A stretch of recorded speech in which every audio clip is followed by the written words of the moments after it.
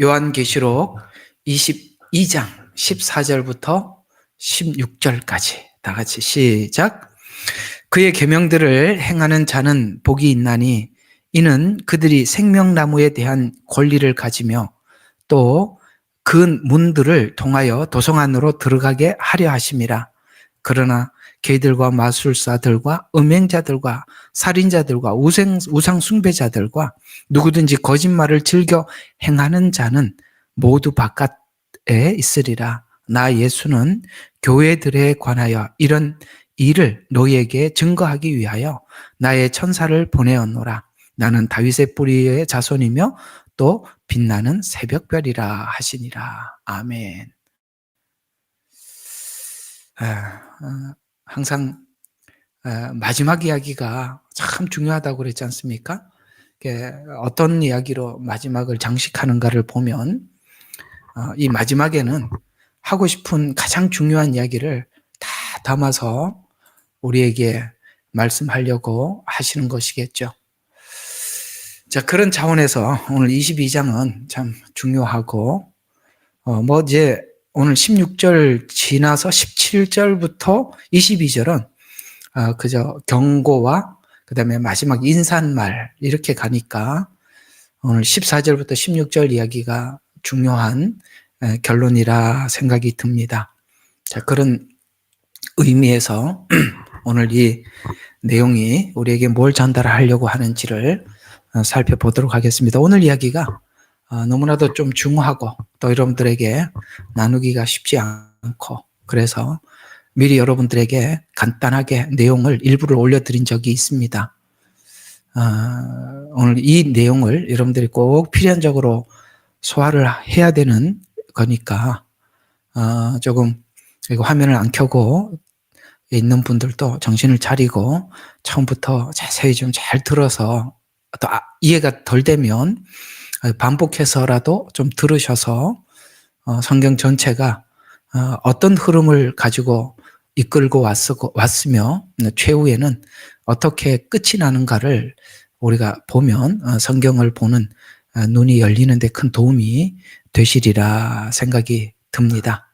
그래서 오늘은 아주 제목도 거창하게 전체 구원을 그려보다. 와, 이거 엄청난 프로젝트 같죠. 전체 구원을 그려보다. 이렇게 한번 잡아봤습니다. 자, 오늘 14절을 보시면, 자, 그의 계명들을 행하는 자는 복이 있나니, 이는 그들이 생명나무에 대한 권리를 가지며, 자, 권리. 이것도 잘 주의해 주시기를 바랍니다. 또 그 문들을 통하여 도성 안으로 들어가게. 이제 뭡니까? 이거 천년왕국입니다. 저번 주에 잠깐 언급하고 지나갔었죠.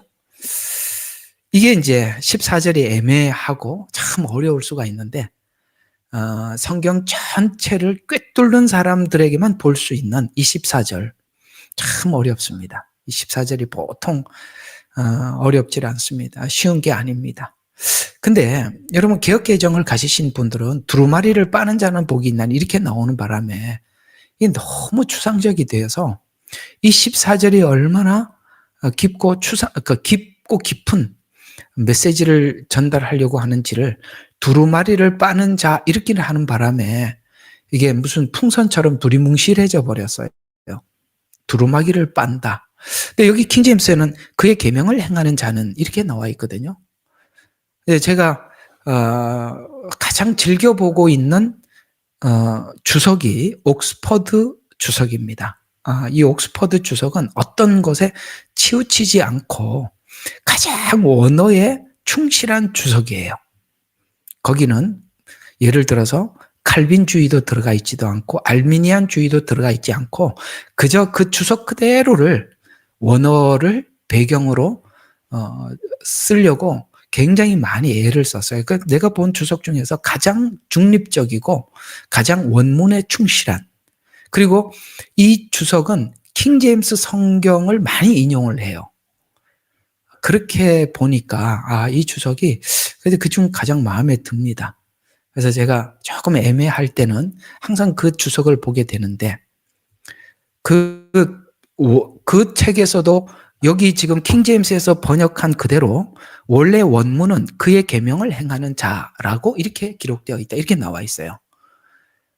근데 이제 개역개정에는 두루마리를 빠는 자 이렇게 하다 보니까 이 내용이 뭔가 이렇게 선명하게 잡히질 않는데 계명을 행하는 자라고 주는 바람에 이게 굉장히 요한계시록이 제가 두 그룹이 계속 왔다고 했잖아요. 그죠? 두 그룹. 네. 이걸 이제 한 그룹으로 보는 게 대체 신학이죠. 그 한 그룹이라는 거 교회.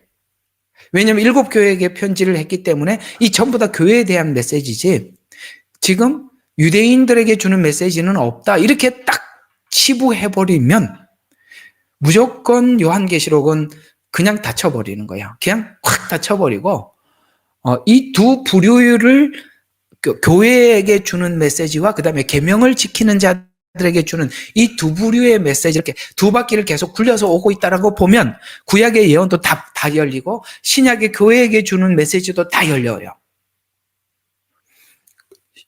신약의 교회가 세워졌지만 사실 신약의 교회는 유대인들이 아무런 혜택을 보지 못하고 있습니다. 이해가 가시죠, 제 말? 유대인들은 교회에서 주는 이 복음에 은혜를 입지를 못하고 있습니다. 신약 성경은 교회에게 은혜를 주었지 유대인들은 신약 자체를 부정합니다. 그러니까 신약에는 예수 그리스도의 십자가의 죽음과 구원의 복음이 핵심인데 이들은 실제 구약에 대한 율법에 대해서 이해를 하고 있고 박식하더라도 구원은 받지 못하는 상태거든요.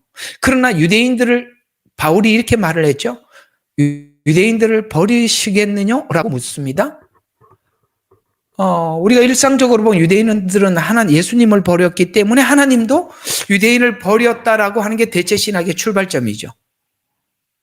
그러나 분명히 로마서에서는 바울이 유대인을 버리시겠느냐? 결코 그럴 수 없느니라. 왜 그 결코 그럴 수 없느니라 말이 나오느냐면 유대인들은 예수님을 버렸을지라도 하나님은 그 약속이 유효하고 변함이 없기 때문에 하나님은 유대인을 버리지 않다. 제가 여기는 여름이라서 너무 더워요. 그래도 예의를 차리려고 이걸 입었는데 도저히 더워서 못 입겠습니다. 예의를 좀 뒤로 하고 좀 시원하게 합시다. 자, 그래서 그 유대인들을 버리시겠느냐라고 말씀을 하시면서 유대인들을 언제 추수할 것인가를 7년 환란 중에 추수를 하신다고 하셨고 그 7년 환란 중에 잘 들어 이제 스가랴서 들어가야 되니까 7년 환란 중에서 후 3년 반이 정말 유대인들의 추수 기간입니다. 정확하게 그들은 그 기간에 엄청난 추수가 있습니다. 그래서 이제 후 3년 반에 유대인들의 추수라는 개념을 가지고 그런 개념을 가지고 구약 성경 예언서를 보면 구약 성경 예언서가 활짝 열리는데 그 중에 스가랴서가 활짝 열려버려요. 근데 오늘 여기 보니까 그의 계명을 행하는 자는 복이 있다라고 말을 했을 때 제가 미국에 계신다면서 제가 이렇게 답글에 유튜브 답글에다가 이렇게 하나의 목사님 꼭 제가 알고 싶은 게 있습니다. 그게 이제 계명을 행하는 자라고 이렇게 말씀하신 이 계명에 대한 이해가 이제 그분은 제 생각에는 고정관념이 있는 것 같아요. 십계명이라는 어떤 그런 고정관념이 있는 것 같아요. 사실 여러분들에게도 계명 그러면은 뭐가 먼저 떠오르냐면은 예수님께서 서로 사랑하라. 이것이 내가 너희에게 준 계명이다. 이 계명이 별로 생각이 안 나고 여러분 머릿속에는 계명 그러면은 가장 먼저 떠오르는 것이 어느 쪽이죠? 예, 구약에 있는 십계명일 겁니다. 가만히 있지 말고 제발 그렇게 생각하고 있죠. 여러분들 다시 한번 물어볼게요. 여러분들이 성경에서 말하는 계명 이르면은 예수님께서 내가 새 계명을 주노니 서로 사랑하라. 이 계명보다 여러분 계명 그러면은 십계명을 먼저 떠오르지 예수님이 서로 사랑하라는 이 계명은 잘 안 떠오르지요. 네. 예, 그렇게 대답을 해주셔야 돼요. 안 그러면 나 혼자만 말을 하는 것 같으니까. 말입니까? 그래서 이 계명에 대해서 오해가 있단 말이에요. 근데 여기서 보세요. 다시 한번 본문을 보세요.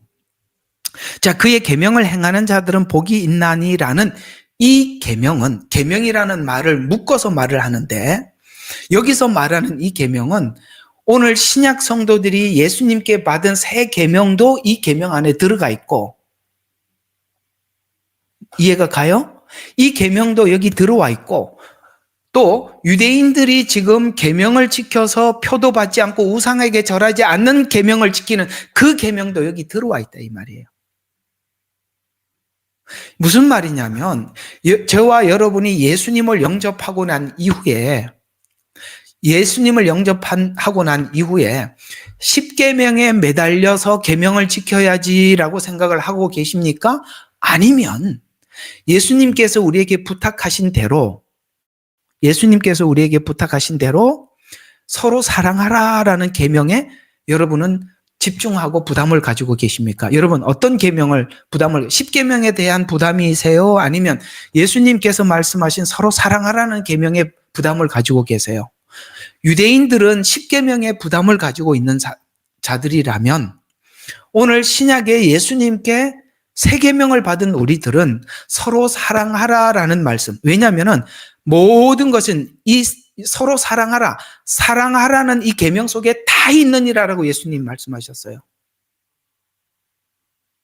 그래서 신약에서 예수를 믿은 우리들은 이 계명이라는 말을 들을 때는 10계명을 먼저 떠올리지 말고 예수님께서 우리에게 준 계명을 떠올려야 정상이라 이 말이에요.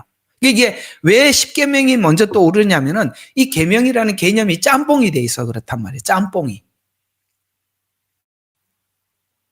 근데 여기 오늘 계명을 행하는 자들은 복이 있나니, 자, 그러니까 이상한 이야기가 나와요. 계명을 행하는 자들이 복이 있나니, 저는 이 14절이 그렇게 분석이 된단 말이에요. 저는. 자, 복이 있나니 이는 그들이 생명나무에 대한 권리를 가졌다라고 말하는 생명나무를 이제는 먹을 수 있는 권리가. 근데 보세요. 이렇게 되는 겁니다. 천년 왕국에는 생명나무가 있을까요? 아니면 이 생명나무는 천국에만 있을까요? 우리가 성경이 말하는 개념대로 따라가 보면 천년 왕국에는 생명나무가 없는 것으로 이해를 해야 정상입니다. 왜냐하면 거기에 사람들이 육체로 계명을 지켜서 육체로 들어간 사람들이 죽음이 있거든요. 사람들의 수명이 나무 수명과 같이 된다고 했거든요. 그렇게 본다면 이 생명나무는 천국에서 영원히 이걸 먹으면 사람이 영생하는 거니까 그렇게 보는 거예요. 근데 여기에는 이렇게 이야기를 합니다. 자, 그들이 생명나무에 대한 권리를 가진다라는 말은 우리는 이미 예수님을 통해서 생명을 얻은 자들입니다. 그렇죠? 예수님이 그러잖아. 나를 믿는 자는 영생을 얻었나니 이렇게 말했잖아요. 우리는 생명나무를 얻은 상태고 그다음에 그 생명에 참여할 자들입니다. 근데 여기는 이상하게 생명나무에 대한 그러니까 영생이 얻어졌다라고 말을 하는 게 아니라 생명나무에 대한 권리를 갖는다 이렇게 표현을 하고 있고 그 뒤에 보면 또 그 문들을 통하여 도성에 천년왕국에 들어가게 하려 함이라라는 이런 말씀을 하고 있어요. 자, 그러면 여기서 이 계명을 행하는 자들은 두 무리라고 했습니다. 하나는 예수님을 사랑해서 예수님의 사랑의 계명을 지키는 자. 또 하나는 여기서 말하는 이 본문에서 말하고 있는 이 계명을 행하는 자란 말의 뜻의 또 더 깊은 뜻은 우리보다 계명을 지켜서 표를 받지 않고 우상에게 절하지 않는 자들은 천년왕국에서도 뭡니까? 악이 마지막 막판에 잠깐 풀어지잖아요. 천년 동안 무적행에 갇혔던 마귀를 끌어올려서 미혹을 하니까 하나님의 사랑하는 성을 둘러서 전쟁을 일으키는 게 곡과 마곡의 전쟁이죠. 그러니까 천년 왕국 안에서도 하나님의 통치를 경험하고도 하나님께 반역하는 무리들이 있더라는 것이잖아요. 그래서 이들은 천년 왕국을 통해서 예수님의 통치를 직접 경험을 하면서 이제 그 곡과 마곡에 참여하지 않음으로 인해서 거기서 한 번 더, 거기는 유대인들이 많을 겁니다. 그 후 3년 반에 육체로 들어가요. 계명을 지켜서 우상에게 절하지 않는 사람은 유대인이 많을 거니까. 그렇죠? 그래서 천년 왕국에는 유대 후손들이 많을 거라고 분명히 그렇게 돼 있어요. 많을 겁니다. 근데 이들이 천년 왕국 동안에 다시 한번 하나님께서 기회를 주는 거예요. 그래서 생명나무에 참여할 수 있는 권리를 한 번 더 부여해 준다라는 뜻으로 보인단 말이에요. 이 말이. 왜 권리라는 말을 붙였느냐? 우리는 이미 권리를 얻었는데, 그래서 권리를 가지며 또 금문들을 통하여 도성에 들어가게 하려 함이라. 미래형이잖아요. 하려 함이라. 그래서 오늘 이 본문을 잘 관찰을 해보면 이 성경 속에 등장하고 있는 계명을 지키고 있는 유대인들에 대한 구원에 대한 계획을 정확하게 꿰뚫지 않고는 이 14절은 정말 난해해서 접근을 할 수 없는 이야기예요. 근데 이걸 또 안 푸는 이유가 아까 두루마기를 빠는 자는 복이 있도다 이렇게 말해버리니까 14절이 두리뭉실 날아가 버리는 거예요. 그냥 원문 그대로가 그의 계명을 행하는 자라는 말이 맞아요. 원문에는 그게 맞다고 나와 있어요. 개념 정리가 되셨습니까? 대체 신학으로는 절대 이 문제가 풀리지 않는 건데, 이제 이게 보이면 왜 권리라는 표현을 했으며 도성으로 들어가게 하려 함이라는 표현을 썼느냐? 우리는 이미 권리를 가지고 있고 도성에 들어가게 하려 할 필요도 없죠. 우리는 이미 영생을 얻었으니까. 그게 다른 쪽의 이야기다 이 말이에요. 자, 이제 14절 이해가 가셨어요? 그래서 15절에 무슨 말이 나요? 개들과 마술사, 음행자, 이거 전부 다 이제 찾아서 제가 설명을 목록을 이야기하겠습니다만 전부 다 이거 구약의 계명에서 나온 목록들이에요. 모세 오경에 나온 이야기들이란 말이에요.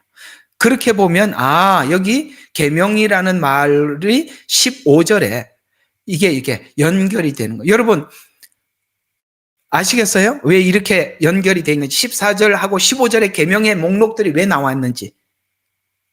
네. 자, 일단은 우리가 여기 있는 교리적인 이해부터 정립을 합시다. 설교를 하려고 하는 건 아니에요. 오늘은 이걸 신학적으로 딱 정리를 하자는 것입니다.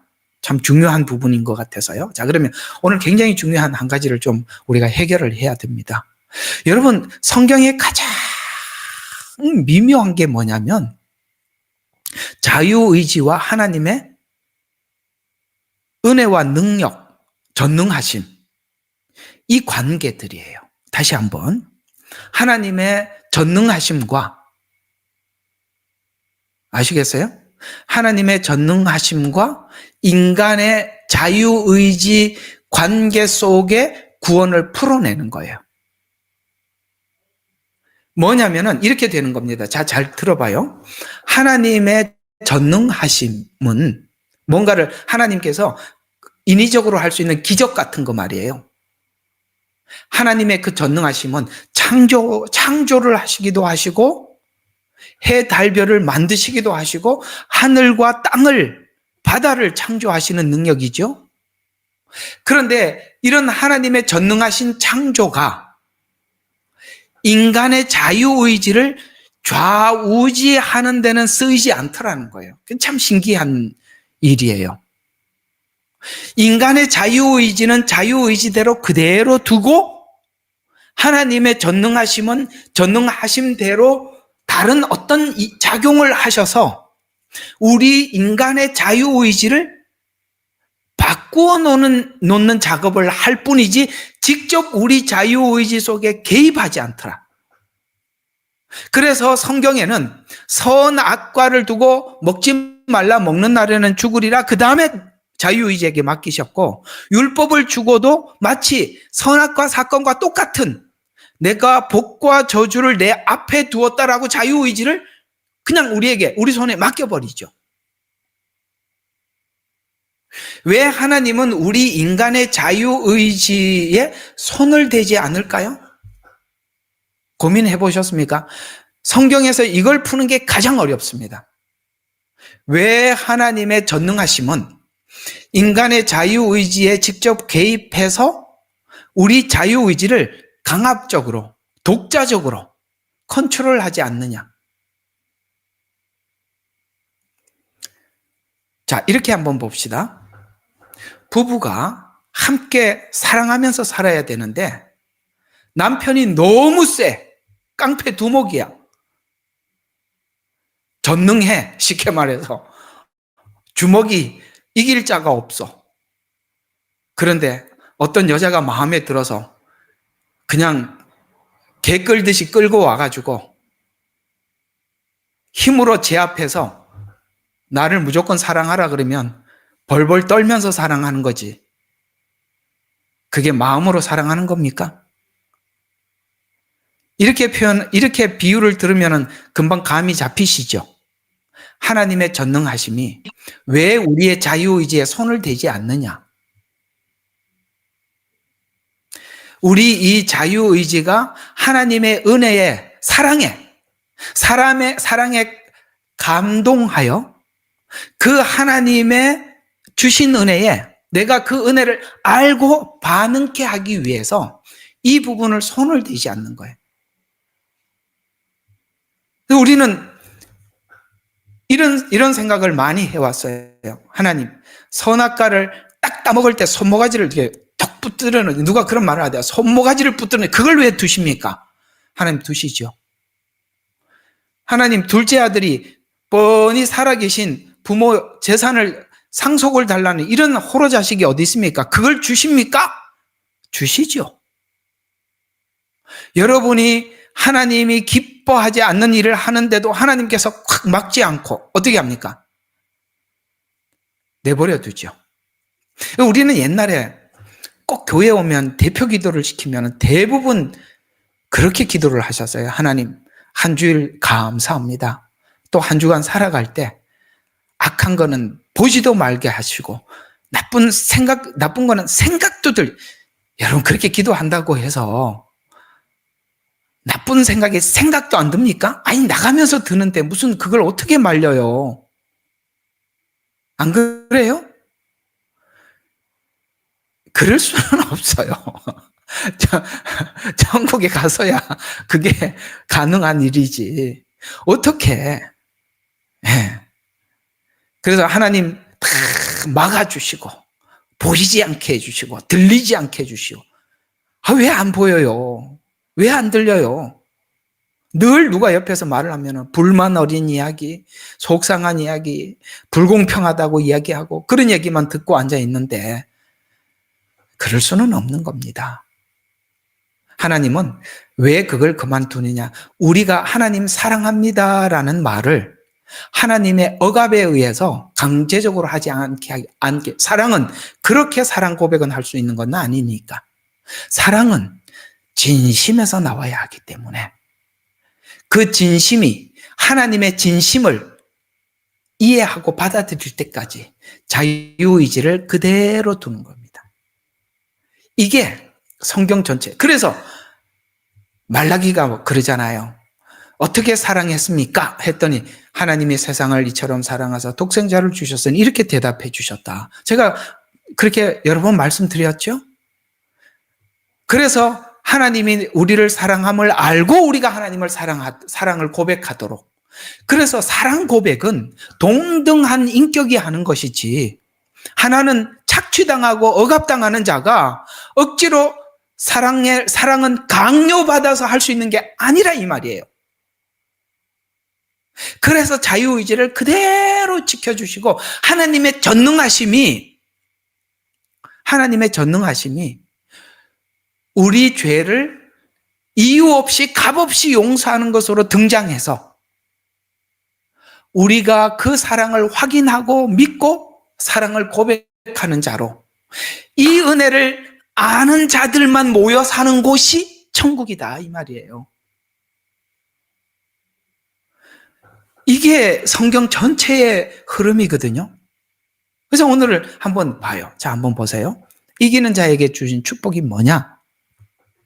자유의지가 회복된 상태에서 다시 얻은 생명의 나무에 대한 권리를 갖는, 자유의지가 회복된 상태에서 생명나무의 권리를 가져야 돼. 왜냐하면 이 자유의지가 회복되지 않은 상태에서 선악과를 따먹으면 안 되기 때문에 에덴 동산에서 선악과를 따먹고 생명나무를 먹을까 봐 추방시켜버린 거잖아요.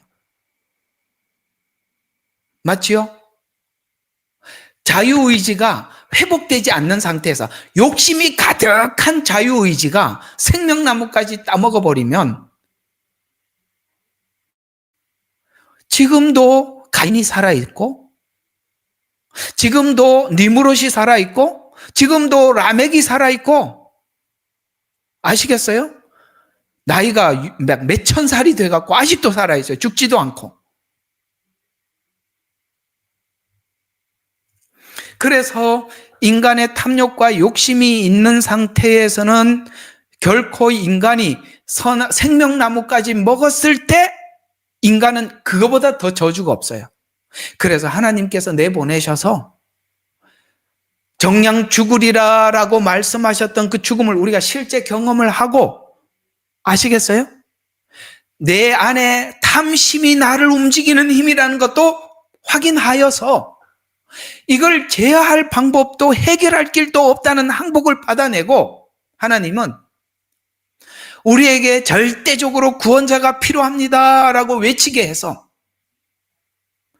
예수님이 오셔서 이유 없이 조건 없이 우리 죄를 용서하심으로 인해서 하나님의 은혜를 안 상태에서 다시 생명나무의 길을 열어주심으로써, 아시겠어요? 그 은혜를 아는 자로서 영생하도록, 이것이 하나님께서 성경 전체를 통해서 인간의 마음을 재창조하는, 인간의 마음을 새롭게 만드는 하나님의 큰 그림 안에서 우리를 구원하셨다. 이게 성경에서 이렇게 말씀하고 있죠. 거룩하고 흠없게 하시려고 구원했다. 아들의 형상을 닮게 하려고 구원했다. 오늘 낮 시간에 설명했던 겁니다. 그러니까 구원의 목적은 우리의 마음의 새로움, 재창조입니다. 에덴 동산에서 있었던 그 더럽고 추한 모든 것을 십자가로 씻어 은혜를 아는 자로서 하나님 앞에 나아가도록 하기 위해서, 바로 그 얘기거든요. 그래서 그래 오늘 이제 다 설명을 했으니까 이제 그 적은 것만 보셔도 이제 딱 해결이 될 겁니다. 한번 봅시다. 예수님께서 주신 복음으로 거듭난 신자에게 주어지는 축복은 예수님께서 얻은 생명의 복을 받게 되는데, 자유의지가 은혜 안에서 회복된 상태에서 있는 자가 다시 예수님과 더불어 영생의 증거가 바로 생명나무 과실을 먹을 자격을, 그래서 저는 그렇게 봐요. 지금 현재 이방교회는 유대인들이 버린 그 복음을 통해서 우리가 구원을 받는 그런 은혜를 우리가 누리고 있다면, 하나님께서 유대인들에게는 천년 왕국이라는 기간을 통해서 다시 한번 그들에게 구원의 기회를 주는 겁니다.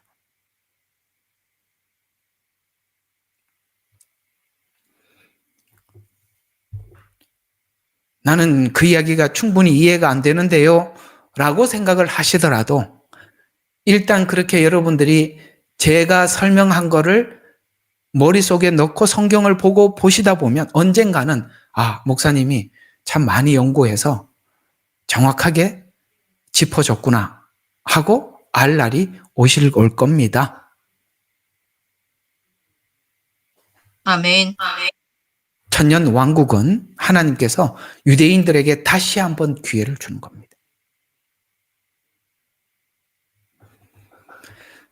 자, 그래서 우리가 오늘 이 두 부분을 연결해서 설명하면, 자, 우리가 두 부분이라고 하는 것은 창세기에 있었던 에덴, 지금 여기에서 말씀하고 있는 천년왕국, 도성이라고 하니까 이 두 개를, 그 두 개는 어쨌거나 천국은 아니죠. 이 지구 안에 존재했던 공간이잖아요.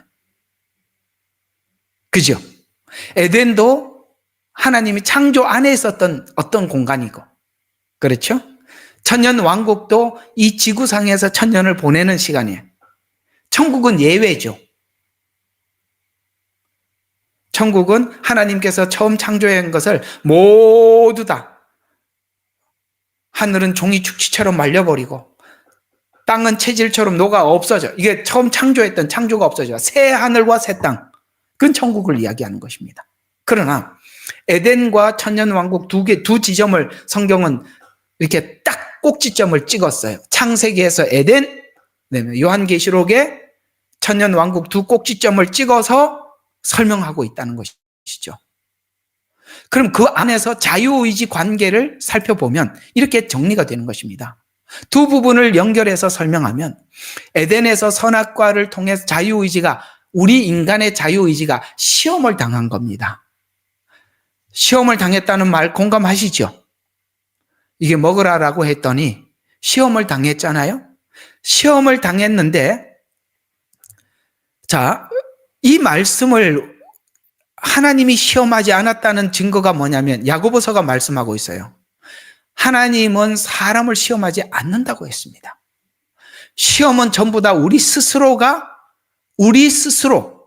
우리 안에 있는 욕심과 탐심 때문에 시험을 당한 것이라고 말씀하고 있습니다. 아셨습니까? 하나님이 시험한 게 아닙니다.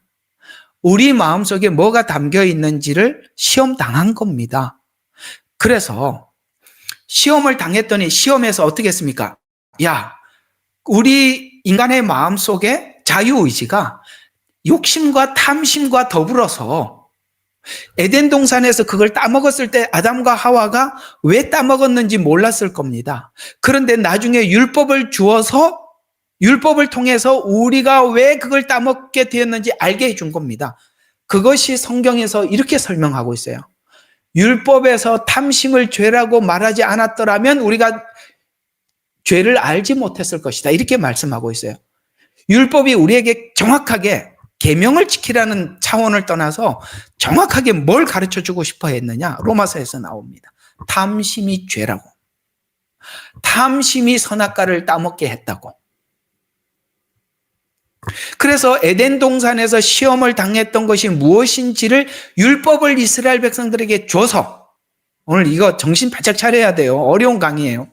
자, 에덴 동산에서 아담과 하와가 당했던 시험과 같이 율법을 줘봤더니 하면 복을 주고 안 하면 저주를 받는다고 그렇게 정해놨더니 사람들이, 이스라엘 백성들이 축복받는 일은 하지 않고 대부분 저주받는 일만 해서 머리부터 발끝까지 하나님이 두들겨 펼 수밖에 없었다.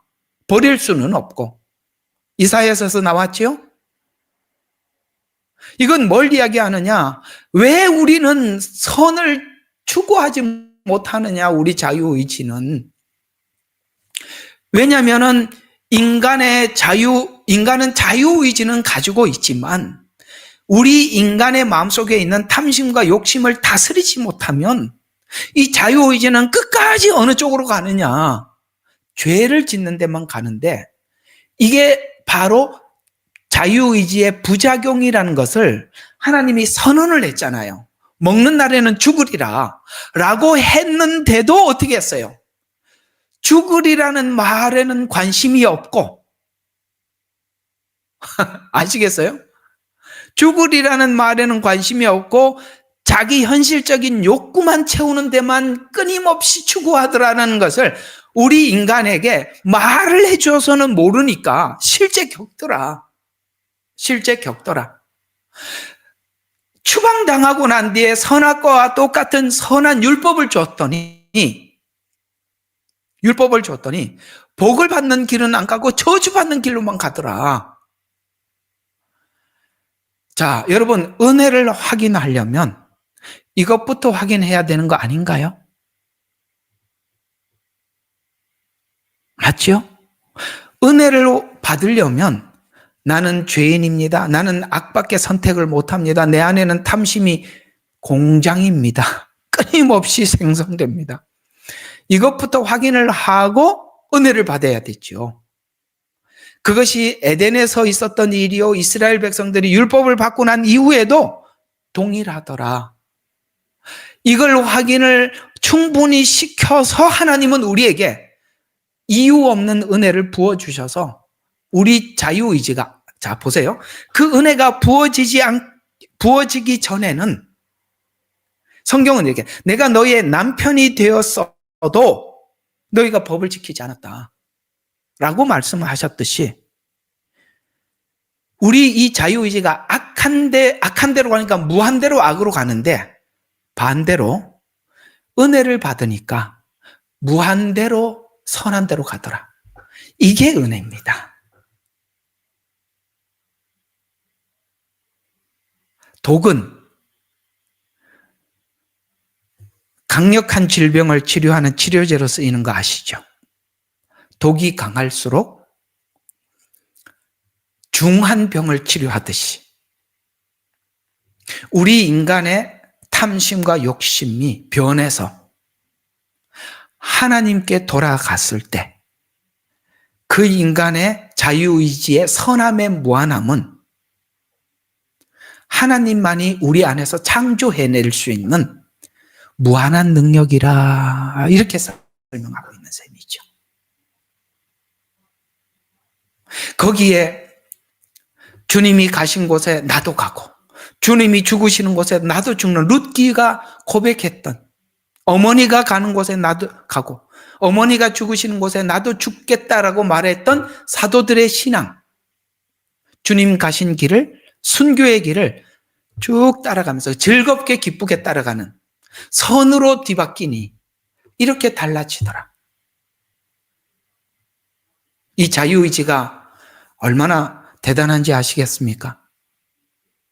하나님은 그래서 하나님 사랑합니다라는 이 고백이 뭣도 모르고 알지도 못하는 막연한 고백이 되지 않도록 하기 위해 우리 생애 전부를 우리 가슴속 깊은 곳에서 주님의 사랑을 고백하는 이 고백이 나오기까지 주님도 엄청난 값을 지불하셔서 우리를 샀대요. 호세아 이야기죠. 샀대. 그래서 너는 내 것이라, 너는 내 백성이라, 이렇게 만들어 놓은 것이라는 거예요. 그래서 맞아요, 저는 주의 것입니다. 바울이 고백했죠. 사나 죽으나 주의 것이라고. 대단하지 않아요? 자유의지가. 죄로 돌아서면 끊임없이 욕심과 탐심을 향해서 살아가고, 이 자유의지가 은혜를 입으면 이렇게까지 달라진다는 것.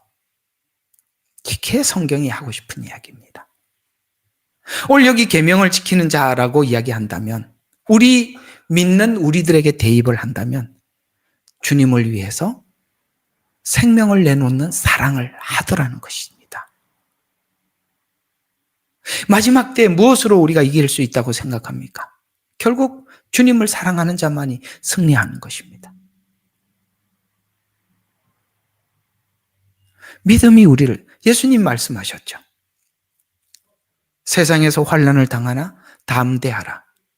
내가 세상을 이겨노라. 세상을 이긴 이김은 이것이니 우리의 믿음이니라. 어떤 믿음이죠?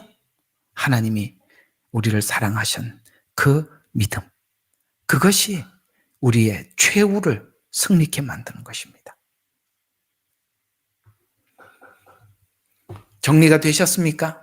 에덴 동산의 선악과와 율법의 선악과는 똑같은 이야기입니다. 그래서 인류 역사를 통해서 우리가 왜 선악과를 먹었는지 율법을 줘서 깨닫게 만들어준 겁니다. 아, 우리 욕심 때문에 먹은 거구나.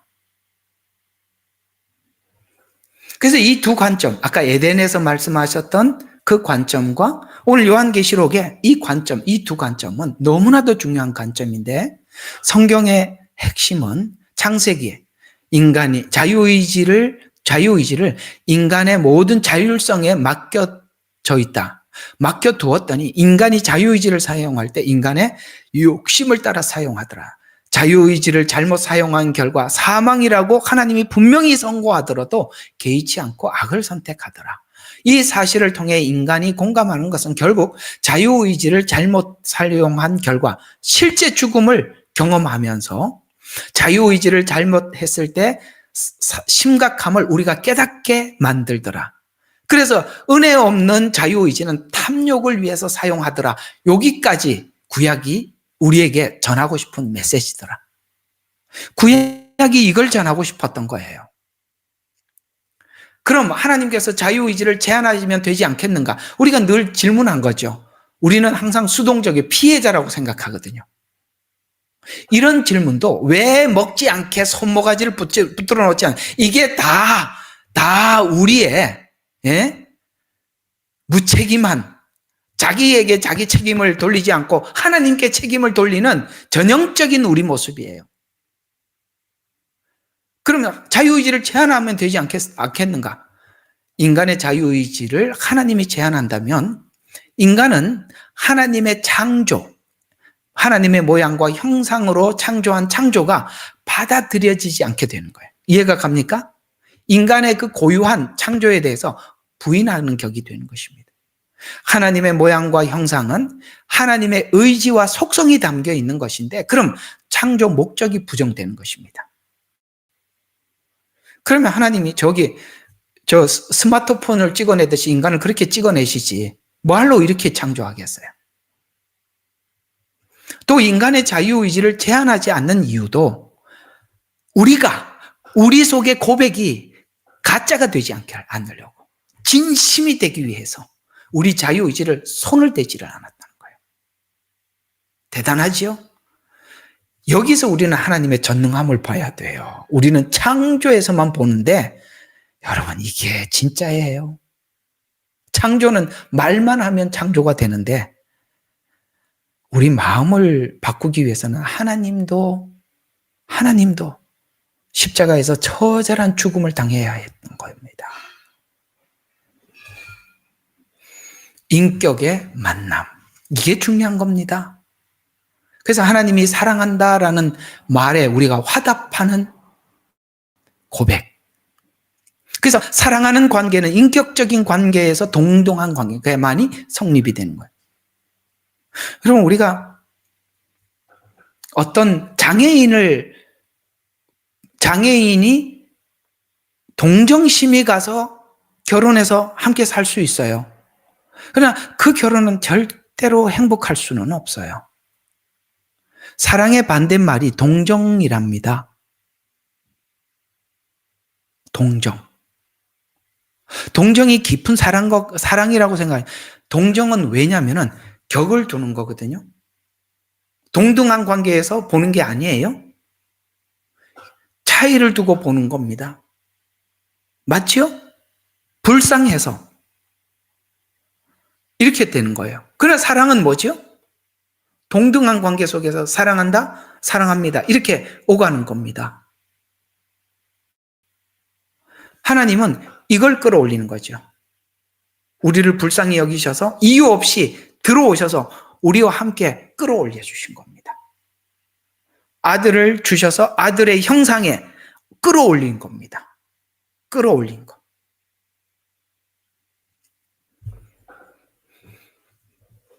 자, 그래서 사랑하는 관계, 인격적 관계는 동등한 관계에서만이 성립이 되는데 그러기 위해서는 서로가 서로에게 믿음과 신뢰가 중요합니다. 에덴에서 인간은 하나님을 신뢰하지 못했어요. 왜요? 그게 뭐죠? 그만큼 하나님에 대한 신뢰가 없었다는 것이죠.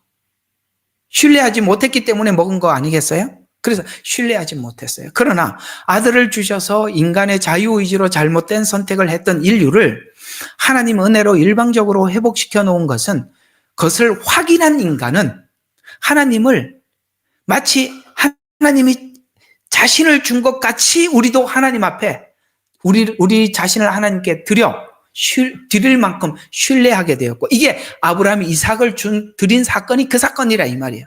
하나님을 신뢰해서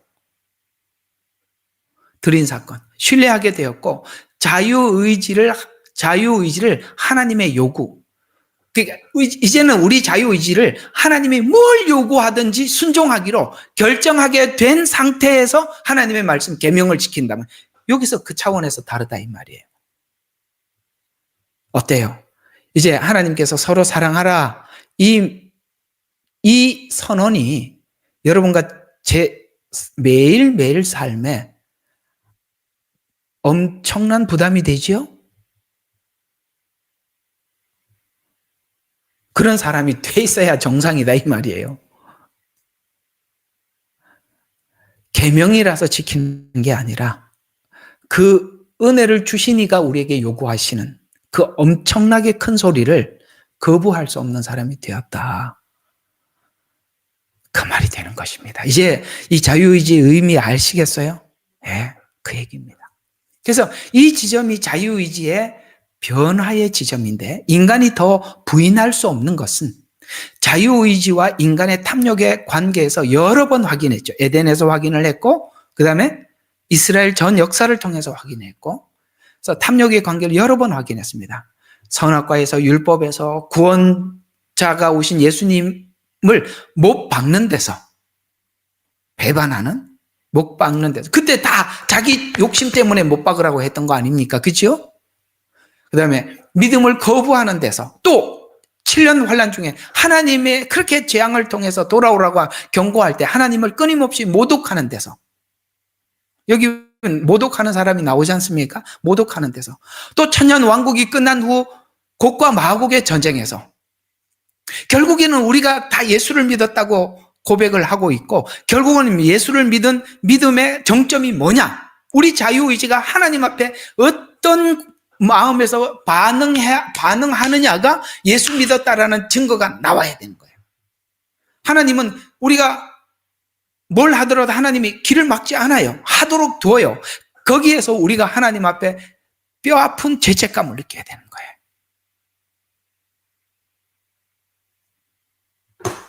여기서 인간은 하나님의 은혜에 대한 은혜를 거부한 사실과 은혜를 일방적으로 베푸신 은혜에 더 이상 거부할 수 없는 상태가 된 상태가 바로 예수님을 나의 구주로 모셔드리는 상태. 그게 진짜 신앙인들의 살아가는 삶이네. 이 자유의지가 하나님의 말씀 앞에 자발적으로 복종하는 관계. 그럼 인간은 왜 인간의 자유의지를 인위적으로 막지 않고 인간의 의지에 맡겨두고 사랑과 은혜로 감화시킨 인간 스스로 알고 돌아서기를 기다렸는가? 그것은 창조에서 하나님 모양과 형상이 의미하는 것은 하나님의 자율성, 인격성이 강제적이지 않기 때문에 우리가 강제적이지 않다는 거예요. 하나님의 모양과 형상에 그 두 가지는 뭐냐면 하나님의 능력도 있고 하나님의 인격성이 우리에게 들어왔다는 거거든요. 하나님의 인격. 그것이 강제적이지 않다는 거예요. 자율적이라는 거예요. 이 자율적이라는 것을 우리가 잘 기억을 해서 목회를 해야 돼요. 참 이게 쉽질 않아요.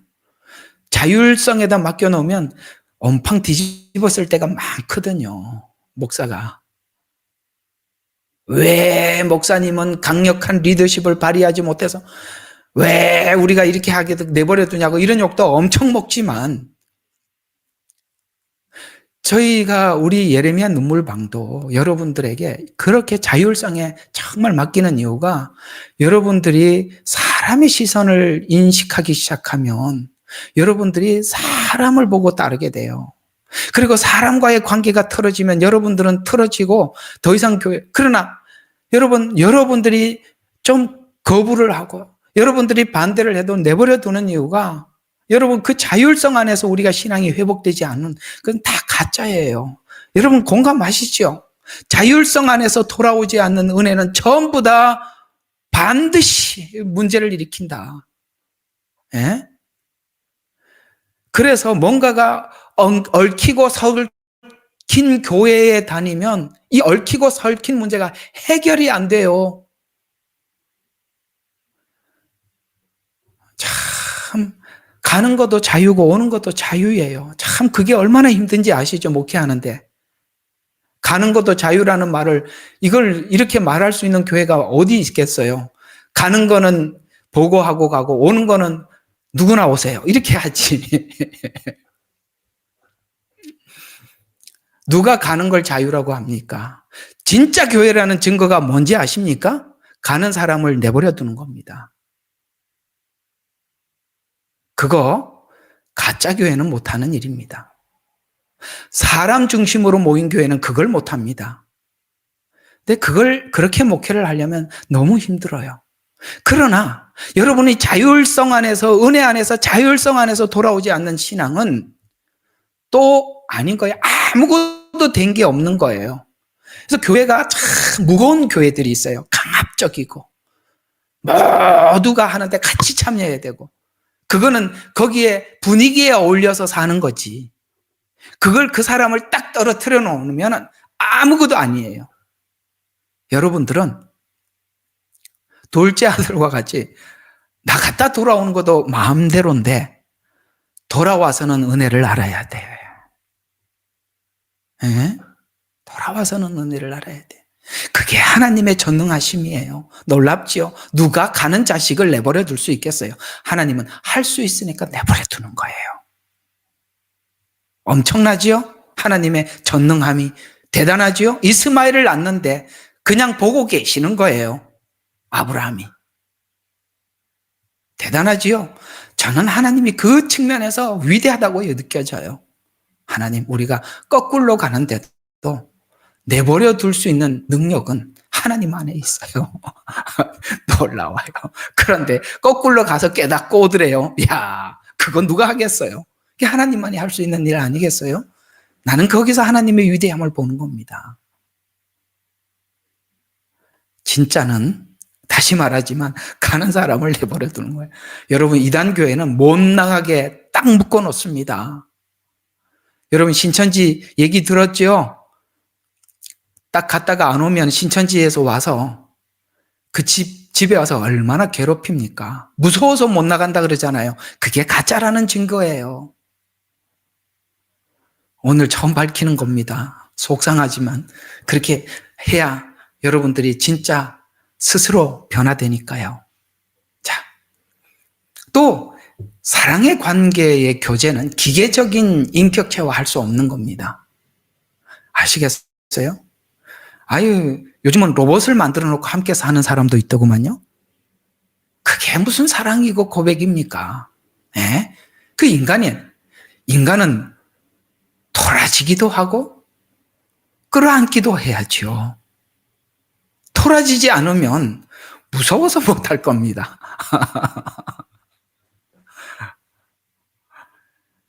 인격체는 기계적이지 않습니다. 그 다음, 하나님 나라는 사랑과 인격 그리고 질서 안에서, 왜 질서가 중요합니까? 인격은 동등하지만 그 인격이 질서 안에서 완전함을 보이는 것이에요. 그 질서는 뭐죠? 창조주와 피조물의 질서가 있는 겁니다. 왜 은혜를 이야기하면서도 아내들아 남편에게 복종하라 질서를 말하겠습니까? 사랑은 물에 의하지 않기 때문에 질서가 있답니다. 멋있지요? 성경은 그래서 멋있어요. 그래서 우리 하나님은 참 멋쟁입니다. 그래서 질서 안에서 통치자와 통치받는 자 사이에 신뢰가 가장 중요하죠. 하나님이 우리를 통치하신다면 통치하시는 분이 얼마나 우리를 위하겠습니까? 얼마나 위한다고요? 아들을 줄 만큼 위한대요. 그게 자신감이죠. 아들을 주시니가 아들과 함께 뭐 또 못 주겠냐. 우리가 믿는 자신감이에요. 아들을 주신 하나님. 거기서 배짱이 있는 겁니다. 그게 배짱인지 믿음인지 하여튼 둘 중에 하나인데 있어요, 우리는. 이런 관점에서 창세기 에덴의 모형과 요한계시록의 마지막 결론은 중앙동산의 선악과, 이것은 인간의 탐욕과 자유의지의 관계를 확인하기 위한 것에 불과한다면 맞죠? 그건 완전한 창조가 아니죠. 왜? 선악과가 있으니까. 완전한 창조는 아니에요. 하나님 일부러 그렇게 만드셔서 우리 인간의 자유의지 안에 무엇이 있는지 보게 해서 은혜를 끼쳐 하나님이 데리고 와서 나중에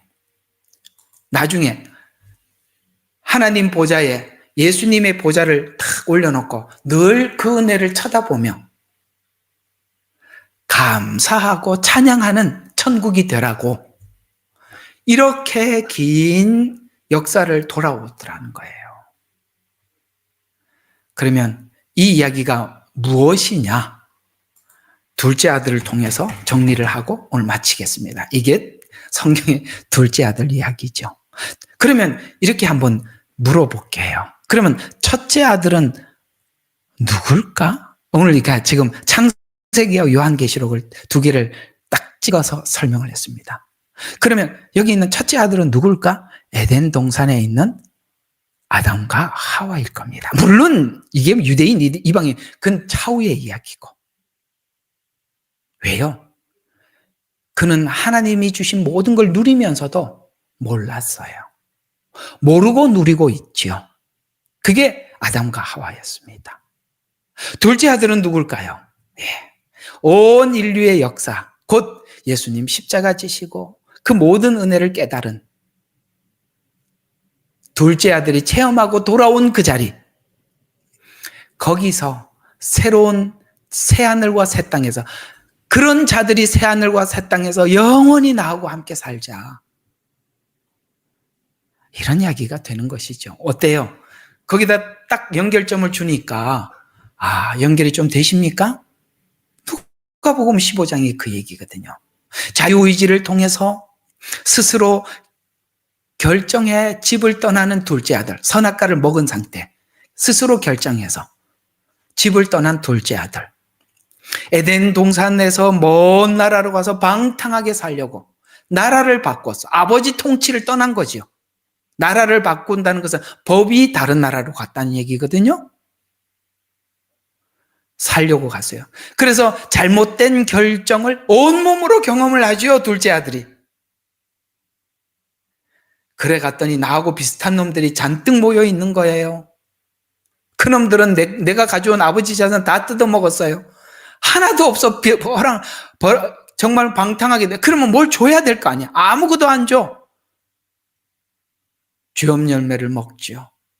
온몸, 죽으리라. 죽음을 온몸으로 체험한 것이며 율법을 줬는데 전부 다 악한 데만 쓰더라. 그걸 온몸으로 경험했어요. 잘못된 결정을 몸으로 경험하죠.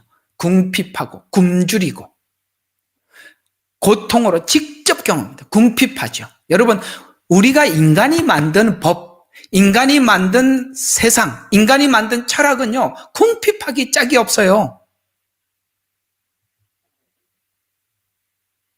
그래서 그걸 직접 경험함으로써 그걸 노린 거죠. 스스로 돌아가기를. 요즘 우리나라는 계몽 운동이 일어나고 있습니다. 스스로. 저는 참 기가 막히는 머리를 쓴 것 같아요. 계몽 운동을 말로는 안 되니까 몸소문으로 겪으라고.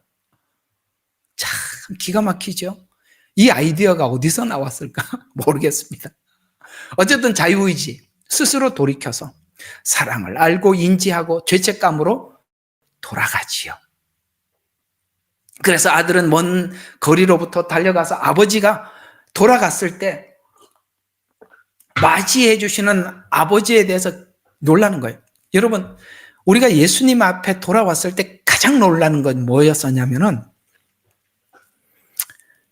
무슨 죄를 고백을 하더라도 받아주더라는 거예요, 여러분. 이야, 그죠? 예수님께 이런 죄인입니다. 사실 남들한테는 말은 못했지만 사실 제 생애에 이런 일도 있었습니다. 이 나쁜 놈, 이런 말을 안 하시더라는. 그래서 잘 왔다고 어루만져 주시더라는 거예요. 나는 그게 너무 신기해. 그리고 세상 사람들은 이놈이 얼마나 나쁜 놈인지 아세요? 이렇게 사람들 앞에서 망신을 주는데 예수님은요, 그렇게 망신을 안 주세요.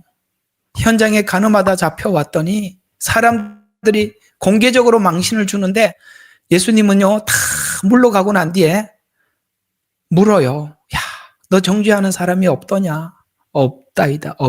그러면서 야, 이제 너하고 나하고 둘이 남았으니까 이 얘기 좀 하자. 이게 할 일이냐? 이렇게 말 안 하고 스스로 뉘우치는 언어만 외쳤죠. 그게 뭐죠?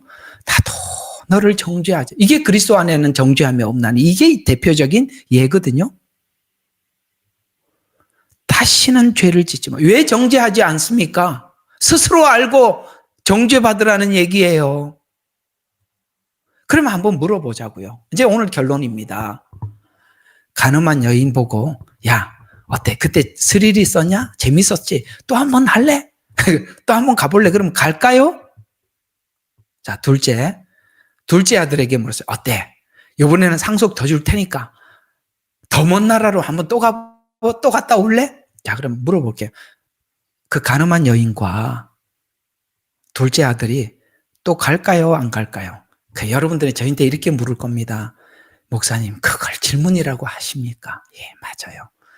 그게 맞는 이야기예요. 하나님이 그거 하자고. 그렇게 길게 돌아온 겁니다. 정리가 되셨습니까?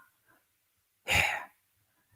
참 어려운 이야기지만 이 정리를 하면 성경이 많은 부분이 보일 겁니다. 여기까지입니다. 기도하겠습니다. 하나님, 우리는 마무리 부분에 와 있는데 생각해보니 하나님은 위대하십니다. 너무나도 놀라우신 분이십니다. 어떻게 우리의 이 더럽고 추한 것을 이렇게 고칠 수 있습니까? 결코 우리는 선을 추구할 수 없는 존재인데 어찌 이렇게 하나님이 주시는 이 선한 말씀을 따르기 위해서 결단하게 하십니까? 그것 우리 의지 속에서 나온 것 아니라는 거 우리가 너무나도 잘 압니다. 우리는 다 둘째 아들과 같아서 먼 길을 돌아와서 체험하고 돌아와 이제 하나님의 은혜가 얼마나 우리에게 큰지 우리는 몸소 겪고 돌아왔으니 이제는 두 번 다시 나가지 않게 해주시고 꼭 예수 안에 붙들어 살게 도와주시옵소서. 오늘도 귀한 말씀을 들은 사랑하는 성도들 한 사람 한 사람 만져주시고 오늘도 이 말씀이 저들에게 깊숙이 스며들어서 오늘도 그리스도의 피가 오늘도 이 말씀과 함께 우리 양심에 뿌려지게 하여 주셔서 아버지 하나님 거룩하고 흠없게 하시기 위해서 우리를 부르셨다고 하셨는데 더 흠없는 가운데 나갈 수 있도록 축복하여 주옵소서. 예수님 이름으로 기도드렸습니다. 아멘. 예레미야의 눈물은 시대에 맞는 말씀 선포와 변질되지 않은 순수 복음을 외치고 있습니다. 함께 연결되어 하나님께 예배드리며 이 마지막 때에 하나님께 쓰임받길 원하시는 분은 카카오 채널로 연락 주시면 연락드리도록 하겠습니다. 고정 댓글에 채널 경고와 착제에 대비한 예비 채널과 제2채널 링크를 올렸습니다. 이 채널 또한 구독 부탁드리겠습니다. 감사합니다. 우리는 역사상 가장 중요한 시점을 지나고 있습니다. 하나님께서는 하나님의 일을 하시기 전에 사람을 준비시키셨음을 우리가 알고 있습니다. 하나님 말씀은 마지막 때에 대추수, 대부흥의 때가 있다고 분명히 예언하고 있습니다. 아멘. 하나님의 말씀이 그대로 성취될 것을 믿습니다. 예레미야 눈물은 잠자는 교회와 영혼을 깨우기 위해 노력하고 있습니다. 이 가슴 뛰는 일에 함께 하길 원하시는 분은 카카오 채널로 연락 주시기 바랍니다. 당신은 위대한 하나님의 사람입니다.